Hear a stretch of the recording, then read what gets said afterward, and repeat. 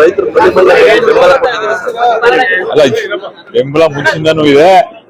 ಇದರಿಂದ ಸುಮಾರು ಜನ ರೈತರು ಬೆಂಗಳೂರಲ್ಲೂ ಸಿಕ್ಕಿ ಇದ್ರ ಬಗ್ಗೆ ಚರ್ಚೆ ಮಾಡಿದ್ವಿ. ಇದ್ರ ಬಗ್ಗೆ ಏನೇನು ಕೆಲಸಗಳನ್ನ ಮಾಡಬೇಕು, ಅದೇ ಸರ್ಕಾರದ ಜೊತೆ ಮಾತಾಡೋದನ್ನ ಇವತ್ತೆಲ್ಲ ಹಿಂದಿನಿಂದನೂ ಮಾಡ್ತಾ ಇದೀವಿ. ಅದ್ರ ಬಗ್ಗೆ ಈಗ ರೈತ ಸಂಘಟನೆ ಬೆಂಬಲ ಕೊಟ್ರೆ ನಾನು ಬೆಂಬಲ ಕೊಟ್ಟಂಗೇನೆ, ಅದೇ ರೀತಿ ಇವತ್ತು ರೈತ ಸಂಘಟನೆಯಿಂದ ಇವತ್ತೊಂದು ಕಾರ್ಯಕ್ರಮನ ರೂಪಿಸಿ ಇಲ್ಲಿ ಬೈಲಮಂಗಲ ಹೋರಾಟಕ್ಕೆ ಬೆಂಬಲ ಕೊಡೋಕ್ಕೋಸ್ಕರ ರೈತ ಸಂಘಟನೆಯಿಂದ ಇಲ್ಲಿ ಬಂದಿದ್ವಿ. ಸರ್ಕಾರದ ಜೊತೆಲಿದ್ದೀರಿ ಸರ್.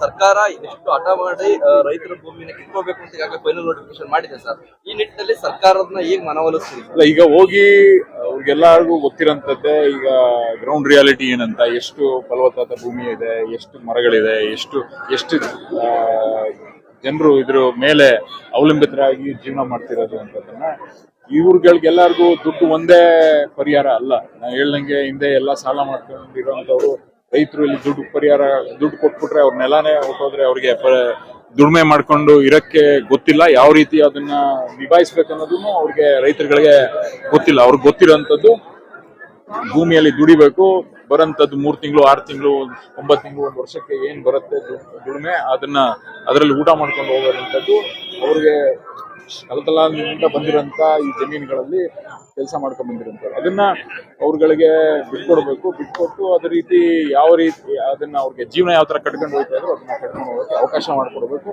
ಹೌದು, ಎಕ್ಸ್ಪ್ಯಾನ್ಷನ್ ಮಾಡಬೇಕು. ನಿಮ್ಗೆ ಗೊತ್ತಿರೋಂಗೆ ಡೆವಲಪ್ಮೆಂಟ್ ಅಂದ್ರೆ ಏನು ಅಂತ ಒಂದು ಪ್ರಶ್ನೆ ಕೇಳ್ಕೋಬೇಕಾಗಿದೆ. ಇರೋವ್ರನ್ನ ಒಕ್ಕಲೆಬ್ಸಿ ಡೆವಲಪ್ಮೆಂಟ್ ಮಾಡ್ಬೇಕಾ, ಅಥವಾ ಇರೋವ್ರಿಗೆ ಯಾವ ತರ ಡೆವಲಪ್ಮೆಂಟ್ ಅವ್ರು ಏನ್ ನಡ್ಕೊಂಡು ಹೋಗ್ತಾ ಇದಾರೆ ಅದೇ ರೀತಿ ನಡ್ಕೊಂಡು ಹೋಗ್ಬೇಕು ಅನ್ನೋದ್ರ ಬಗ್ಗೆ ಪರಿಶೀಲನೆ ಮಾಡಬೇಕು.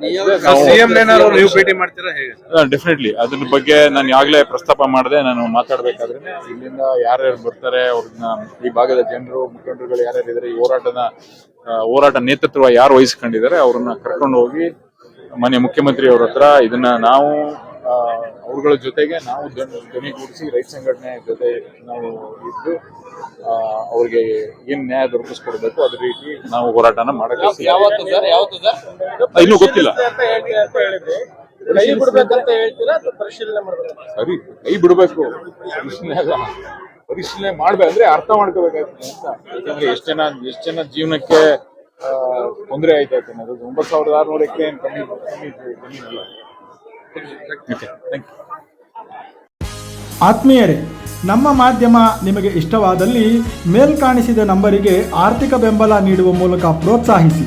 ACB news Karnataka.